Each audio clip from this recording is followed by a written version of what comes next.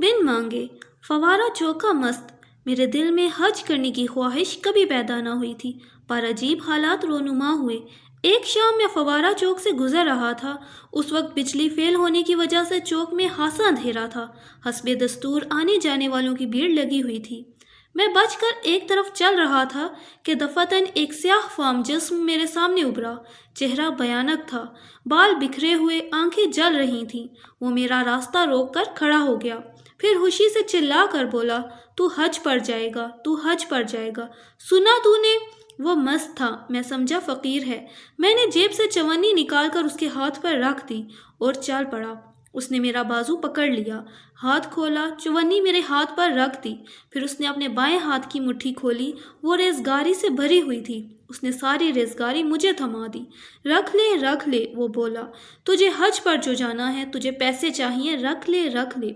उस रोज़ घर पहुंचकर मैं सोचता रहा, अगर वो चवन्नी वापस ना करता और इतनी सारी रेजगारी मेरे हाथ में ना थमा देता तो इस वाक़े को मैं चंदा अहमियत ना देता। लेकिन इन कवायफ ने मुझे सोचने पर मजबूर कर दिया। एक दिन मैं सोचता रहा, वो कौन था, उसने ऐसा क्यों किया, उसने मुझे पैसे क्यों दिए। हज की बात की तरफ मेरी तवज्जो मुनतिफ ना हुई, उसकी हैसियत ज़िमनी रही। सोचने की बात यह थी कि इतनी भीड़ में उसने मुझे क्यों रोका, हेरात क्यों ना ली, मुझे पैसे क्यों दिए। एक दिन मैं सोचता रहा, फिर बात जहन से निकल गई। 2 महीने गुजर गए, ख्वाब ही ख्वाब। फिर एक रात मुझे हज का ख्वाब आया। मैं अपने ख्वाब लिख लिया करता हूँ, इसलिए नहीं कि मुझे ये गुमान है कि ख्वाब पैगामात के हामिल होते हैं या मुस्तकबिल की खबर देते हैं, बल्कि इसलिए कि मैं नफ्से लाशऊर में दिलचस्पी रखता हूँ। ख्वाब में मैंने देखा कि मेरे चचा मरहूम तशरीफ़ लाए हैं। उनके हाथ में 2 सूटकेस हैं, बगल में एक लंबा लिफाफा दबा रखा है। बोले, ये लो, ये रहा तुम्हारा सामान। और फिर लिफाफा खोलकर उसमें से एक स्लिप निकाली, और ये रही तुम्हारी टिकट। कैसे टिकट? मैंने पूछा। बोले, भाई तुम हज पर जो जा रहे हो। ये ख्वाब अपनी नोयत के लिहाज से अनोखा था। नौजवानी में मुझे ख्वाब नहीं आते थे, आते भी तो बेरब्त और डरावने, जो सुबह को याद ना रहते। उन दिनों सिर्फ एक बारब्त ख्वाब आता था जिसे मैं अच्छी तरह मानूस था, जिसे अंग्रेजी में नाइट मेयर कहते हैं। ड्राउनी बुढ़िया मेरे पीछे भागती, मुझे पकड़ लेती, फिर वो मेरी छाती पर चढ़कर बैठ जाती। डर के मारे मैं चीखता और मेरी आंख खुल जाती। उधेड़ उम्र में बुढ़िया से तो छुटकारा मिल गया, लेकिन ख्वाबों में बेरब्ती, अफरा तफरी, दौड़ धूप, खौफ हिरास कायम रहे। इस ख्वाब से मुतल्लिक 3 बातें अजीब थीं। पहली ये कि ऐसा बारब्त और साफ ख्वाब मैंने पहले कभी ना देखा था। दूसरी ये कि हज की बात कभी मेरे नफ्से शायर या गैर शायर में ना आई थी। फिर इसके मुतालिक ख्वाब देखना हैरान कुन बात थी। तीसरी ये कि हज की बात और चचा की ज़ुबानी, दोनों बातें ही नाकाबिले यकीन थीं, चूँकि मेरी तरह चचा मरहूम भी अल्लाह ताला को सिर्फ मुँह ज़ुबानी मानते थे। ये ख्वाब देखकर अब की बार मेरी तमाम तर तवज्जो हज पर मरकूज हो गई। कई एक दिन मैं सोचता रहा, मुझे हज की खबर क्यों सुनाई जा रही है, हज और मैं दोनों का कोई मेल भी हो। सोच सोच कर हार गया, बात समझ में ना आई। फिर कुछ देर के बाद बात जहन से निकल गई। 2 महीने और गुजर गए। मियाँ साहब, फिर एक ऐसा वाक़या रोनुमा हुआ कि मेरे दिल में हज के मफ़हूम की आगाही हासिल करने के लिए तजस्सुस पैदा हो गया। उन दिनों मैं कराची में नया नया कुदरतुल्लाह शहाब से वाकिफ़ हुआ था। एक रोज़ कुदरतुल्लाह ने मुझे फ़ोन किया। बोले, जब आप दफ्तर आएँ तो रास्ते में 81 गार्डन ईस्ट से होते आएँ, वहाँ एक साहब ठहरे हुए हैं, मियाँ साहब, उनसे मिलें, कहें मैंने भेजा है। पूछें, फरमाइए आप चाहते क्या हैं। बस यार, तलाश के बाद मुझे गार्डन ईस्ट का वो मकान मिला जिसमें मियाँ साहब मुकीम थे। मैंने साहिब खाना से मियाँ साहब के बारे में पूछा। उन्होंने मुल्हिका कमरे की तरफ इशारा किया। वो एक छोटा सा खाली कमरा था जिसमें एक तरफ चारपाई बिछी हुई थी, दूसरी तरफ जानमाज पर एक उधेड़ उम्र का आदमी इबादत में मसरूफ था। मैंने झुककर सलाम किया। मियाँ साहब बड़े इहलाक से मिले। मैंने अपना मकसद बयान किया। मैंने कहा, मुझे कुदरतुल्लाह शहाब ने आपकी खिदमत में भेजा है। वो पूछते हैं, आप चाहते क्या हैं।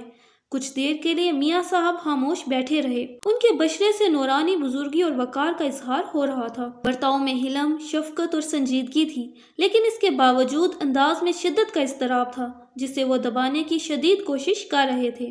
कुछ नहीं चाहिए, मियाँ साहब ने जवाब दिया, कुछ नहीं चाहिए। अल्लाह का दिया सब कुछ है। कौन सी नेमत है जिससे उन्होंने अपने गुलाम को नहीं नवाजा। उनसे कहिए कि बस इतनी सी गुजारिश है कि हमें हज पर भिजवा दें।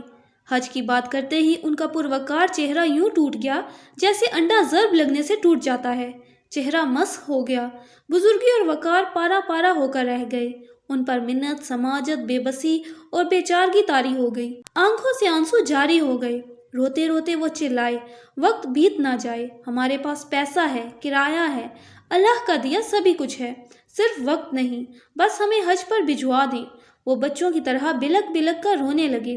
रोते रोते उनकी घुघी बंद गई। मियाँ साहब से मिलने के बाद मैं गहरी सोच में पड़ गया।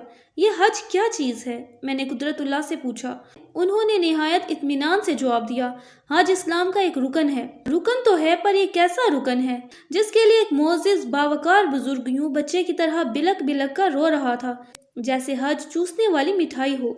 रिचुअल, हज एक रिचुअल है, कुदरत ने संजीदगी से कहा। तकसीम के फौरन बाद मशहूर फिल्म डायरेक्टर मसूद परवेज ने मुझसे कहा था, मुफ्ती साहब आप एक ऐसी फिल्मी कहानी लिख दें जिसमें दौरे जहालत के कदीम अरब कबीलों की ज़िंदगी की तस्वीर हो। अरबों की बुत परस्ती, शराब नोशी, जिनाकारी, बेहयाई और एयाशी दिखाने के बाद दफतन जहालत के बादल छट जाएं और सूरज निकल आए और मोहम्मद सल्लल्लाहु अलैहि वसल्लम की अजीम शख्सियत के असरात अरबों की काया पलट दें। मसूद परवेज के ख्याल ने मुझे मसहूर कर दिया। फिल्म लिखने के लिए मैंने मक्के की तारीख का मुतालिया शुरू कर दिया। तहकीक के बाद पता चला कि हज के कवायफ बिल्कुल वही हैं जो ज़माना जाहलियत में मक्के के बुतकदे में सालाना इज्तिमा पर अदा किए जाते थे। सिर्फ इतना फ़र्क है कि जब लातो मनात का तवाफ़ होता था तो ज़ायरीन नंगे होते थे, हाथों में शराब के प्याले होते थे और बगलों में महबूबाएँ होती थीं। लेकिन अब ज़ायरीन के जिस्म मलबूस होते हैं, दिलों में पाकीज़ा जज्बात की भीड़ लगी होती है, होंठों पर अल्लाह की हम्दो सना के जाम होते हैं। और अगरचे मस्जिदुल हराम में औरतों और मर्दों दोनों की भीड़ होती है, लेकिन वहाँ ना कोई औरत होती है ना मर्द होता है। क्या ये सच है? मैंने कुदरतुल्लाह से पूछा। हाँ, वो बोले, तकरीबन। तो फिर मियाँ जैसे मोअज़्ज़िज़ लोग इसके लिए क्यों मुंह फाड़ फाड़ कर रोते हैं? पता नहीं, कुदरतुल्लाह ने कहा। कुदरतुल्लाह एक ऐसे तंग मुँह का मर्तबान है और उन्होंने इल्तज़ामन अपने इल्म और मुशाहिदे के पानी की सतह इतनी नीचे रखी हुई है कि उससे इस्तिफ़ादे के लिए मर्तबान में बहुत से पत्थर फेंकने पड़ते हैं जब कहीं जाकर तालिब की चोंच हरी होती है। इस कदर हरी नहीं कि प्यास मिट जाए, बल्कि इस कदर हरी कि तशनगी और बढ़ जाए। कुदरत का रूखा जवाब सुनकर मुझ में मज़ीद पत्थर मारने की हिम्मत ना हुई। मैंने सोचा, इतनी मेहनत कौन करे, और अगर हज के कवायफ के मुतल्लिक पता चल भी जाए तो क्या फ़र्क पड़ेगा। बुस में आग। फिर चंद एक माह के बाद गोया बुस में आग लग गई। हज के ख्वाबों का तांता बंध गया। मैं कहीं जाने के लिए सामान बांध रहा हूँ। कोई पूछता है, कहाँ जा रहे हो? बेशतर इसके कि मैं जवाब दूँ, आवाज़ आती है, ये हज पर जा रहे हैं। मैं बस में बैठ जाता हूँ। बस चल पड़ती है। कंडक्टर टिकट देने आता है। मैं मुल्तान जाऊँगा। मैं उससे कहता हूँ। सभी मुसाफिर हैरानी से मेरी तरफ देखते हैं और एक जुबान होकर चिल्लाते हैं, ये बस तो हज को जा रही है, मगर मैं तो मुल्तान। रोको रोको, मैं चिल्लाता हूँ। कंडक्टर नफ़ी में सर हिलाता है, ये बस रुकेगी नहीं। एक बुढ़िया आती है, मेरे हाथ पर अठन्नी रख देती है, कहती है, इसका गेहूँ खरीदना और कबूतरों को डालना मेरी तरफ से। कौन से कबूतर? मैं पूछता हूँ। ए रोज़े पाक के, और कौन से? ये ख्वाबों का सिलसिला 3 महीने तक जारी रहा, हत्ता कि मैं बौखला गया। आयात ही आयात। फिर एक रोज़ बुक सेंटर से गुजर रहा था कि सामने एक किताब पर नज़र पड़ी जिस पर जली कलम से लिखा था, हज बैतुल्लाह। मैंने वो किताब खरीद ली और घर जाकर उसे पढ़ने लगा। किताब पढ़कर मैं बेहद मायूस हुआ। किताब का लबे लबाब ये था कि हज की नीयत करते वक्त फ़लाँ आयत पढ़ो, एहराम बांधते वक्त फ़लाँ आयत पढ़ो, रवाना होते वक्त फ़लाँ आयत पढ़ो, सरज़मीन पाक को पहली बार देखो तो फ़लाँ आयत पढ़ो, मक्का शरीफ में दाखिल होते वक्त फ़लाँ आयत पढ़ो, मस्जिदुल हराम में दाखिल होते वक्त फ़लाँ आयत पढ़ो, खाना खुदा पर निगाह पड़े तो फ़लाँ आयत पढ़ो। अरे तो हज मुसलसल आयतें पढ़ने का नाम है, लेकिन इतनी सारी आयात ज़ुबानी तो याद नहीं रह सकती। मैंने सोचा, ज़ायरीन अपने साथ छपी हुई आयात की किताबें उठाए फिरते होंगे। फिर जो देखता हूँ तो लाखों ज़ायरीन किताबें आंखों के सामने रखे फरीज़ा हज अदा कर रहे हैं। उन्हें आयतें पढ़ने से इतनी फुर्सत नहीं होती कि आंख उठा कर देखें कि वो किसके हुजूर में खड़े हैं, किसके दर पर इस्तादा हैं। और किताबों की ओट में बैतुल्लाह तने तन्हा खड़ा है, उदास, अकेला। अरे क्या मियाँ साहब इस हज के लिए ज़ारों की तार रो रहे थे? बात और भी उलझ गई। मैंने सोचा कि चलो कुदरत से मिलो। چاہے مرتبان میں کتنے ہی پتھر ڈالنے پڑیں، کتنی ہی محنت کرنی پڑے، کر گزرو، شاید کچھ پلے پڑ جائے۔ پتہ نہیں کون سی تزک میں تحریر ہے کہ فتح پور سیکری میں ایک بہت بڑا پتھر ہے جو بظاہر سوکھا نظر آتا ہے، لیکن اس پر کنکر مارو تو پانی کے قطرے اٹھتے ہیں۔ میں نے بہت سے کنکر اور خالی شیشی جیب میں رکھ لیے اور قدرت اللہ کی طرف چل پڑا۔ ان دنوں قدرت اللہ لاہور چھاؤنی میں الگن روڈ پر ایک وسیع و ریز لیکن بوسیدہ اور ویران کوٹھی میں ٹھہرے ہوئے تھے۔ پہلا حج۔ آپ نے حج کیا ہے؟ میں نے پہلا کنکر مارا۔ ہاں کیا ہے۔ طیارے سے گئے تھے؟ نہیں۔ پیدل گئے تھے؟ نہیں۔ پھر کیسے گئے تھے؟ بس سے کیا تھا؟ قدرت اللہ سے سوالات پوچھنا اچھی خاصی سر دردی کا باعث ہوتا ہے۔ سوالات پوچھو تو ان کا رویہ ایسے مجرم کا سا ہوتا ہے جو پولیس کے ہتھے چڑھا ہوا ہو، جسے جھوٹ بولنا گوارا نہ ہو، مگر سچ کہہ دینے سے حتی الوسع بچنا چاہتا ہو۔ سوالات کا جواب دیتے وقت ان کا رویہ اس قدر خالصتاً منطقی ہوتا ہے جس قدر ارسطو کا ہوتا تھا۔ ایک دہقان ارسطو کا فین تھا۔ وہ گاؤں سے چل کر بڑے شوق سے ارسطو سے ملنے آیا۔ شہر آ کر پوچھتے پوچھتے وہ ارسطو کے گھر پہنچا۔ اتفاق سے اس وقت ارسطو حکیم کی دکان پر جانے کے لیے گھر سے باہر نکل رہا تھا۔ دہقان نے پوچھا، یہ ارسطو کا گھر ہے؟ جی ہاں، ارسطو نے جواب دیا۔ ارسطو اندر ہے کیا؟ نہیں۔ وہ کہاں ملے گا؟ حکیم صاحب کی دکان پر۔ حکیم صاحب کی دکان کہاں ہے؟ ارسطو نے اتا پتہ بتایا۔ کچھ دیر کے بعد دہقان حکیم کی دکان پر پہنچا۔ حکیم سے کہا، مجھے ارسطو سے ملنا ہے۔ حکیم نے ارسطو کی طرف اشارہ کیا، یہ رہے ارسطو۔ اچھا تو ارسطو ہے؟ دہقان نے حیرت سے پوچھا۔ ہاں، ارسطو بولا، میں ارسطو ہوں۔ دہقان کو غصہ آ گیا۔ بولا، تو نے مجھے وہاں کیوں نہ بتایا کہ تو ارسطو ہے؟ ارسطو نے جواب دیا، تو نے وہاں یہ نہیں پوچھا تھا کہ تو ارسطو ہے؟ پوچھا تو بتا دیتا۔ جواب دینے میں قدرت اللہ بھی سمجھ لیجیے ارسطو ہیں، لیکن اس کا کیا کیا جائے کہ سوال پوچھنے میں اس دہقان کا چھوٹا بھائی ہوں۔ جواب لینے کے لیے مجھے مناسب سوال کرنا نہیں آتا۔ میں نے پوچھا، مکہ شریف میں ٹھہرے کہاں تھے؟ کہنے لگے، ایک نالے کے کنارے۔ میں نے پوچھا، نالے کے کنارے ہوٹل تھا کیا؟ بولے، نہیں۔ مکان تھا؟ نہیں۔ کیا تھا؟ نالے کے کنارے نالے کا کنارہ تھا۔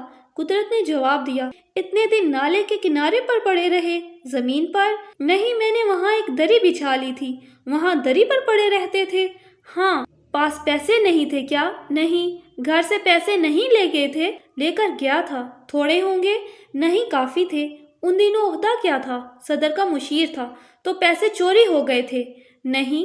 کسی کو دے دیے تھے؟ ہاں۔ پاس کچھ نہ رکھا تھا؟ کتنا رکھا تھا؟ جتنے میں روز 2 روٹیاں خریدی جا سکیں، باقی خیرات کر دیے؟ ہاں۔ روٹی کے ساتھ کیا کھاتے تھے؟ دال۔ دال کہاں سے ملتی تھی؟ تندور والا دیتا تھا۔ مفت؟ ہاں مفت۔ توبہ ہے، قدرت سے کون سر کھپائے۔ ساری کنکریاں ختم ہو گئیں، لیکن بوتل میں ایک قطرہ پانی نہ پڑا۔ میں نے سوچا، چلو گھر چلو۔ حج سے متعلق معلومات حاصل کیے بغیر کیا میری زندگی ادھوری رہ جائے گی؟ کیا فرق پڑتا ہے؟ ایلگن روڈ کا مست۔ این اس وقت باہر سے شور کی آواز بلند ہوئی۔ بہت سے لوگ چیخ چلا رہے تھے۔ ہم باہر نکلے۔ کوٹھی کے صحن میں بہت سے لوگ کھڑے تھے۔ ان کے درمیان ایک نوعمر شخص تھا۔ وہ دیوانوں کسی باتیں کر رہا تھا۔ ہمیں دیکھ کر وہ چلایا، وہ آ گئے، وہ آ گئے، اور پھر ہماری طرف بھاگا۔ کمرے میں لے جا کر قدرت نے اسے کرسی پر بٹھا دیا۔ کرسی پر بیٹھ کر وہ غصے میں قدرت سے کہنے لگا، تو اسے بتاتا کیوں نہیں؟ کیا؟ قدرت نے پوچھا۔ جو یہ پوچھ رہا ہے۔ اس نے میری طرف اشارہ کیا۔ پھر وہ مجھ سے مخاطب ہوا اور قدرت کی طرف اشارہ کر کے بولا، اس نے 5 حج کرنے ہیں، ابھی 4 باقی ہیں، تو بھی جائے گا، تو بھی جائے گا۔ وہ بولا، تیری فائل بنی ہوئی ہے، ابھی دستخط نہیں ہوئے۔ جب وہ چلا گیا تو میں نے قدرت سے کہا، اللہ میاں کے ہاں بھی کیا فائلیں چلتی ہیں؟ اسی طرح جس طرح ہمارے سیکریٹریٹ میں چلتی ہیں؟ ہاں کہتے ہیں، اسی طرح جس طرح ہمارے سیکریٹریٹ میں چلتی ہیں۔ ہاں، کیا وہاں کے دفتروں میں بھی ایسی ہی دھاندلی ہے؟ قدرت ہنس پڑے، پتہ نہیں، کرائن سے تو ایسے ہی لگتا ہے۔ لگتا تو ایسا ہی ہے۔ اچھا، مجھ سے ایک وعدہ کیجئے۔ کیا؟ وہ بولے، جب بھی آپ حج پر جائیں مجھے ساتھ لے جائیے۔ اچھا، وہ بولے، لے جاؤں گا اگر گیا تو۔ میں نے کہا، اگر مجھے جانا ہی ہے تو اکیلے جانا بیکار ہوگا۔ کیوں؟ انہوں نے پوچھا۔ وہاں مجھے کون جانتا ہے؟ وہاں میری کیا حیثیت ہوگی؟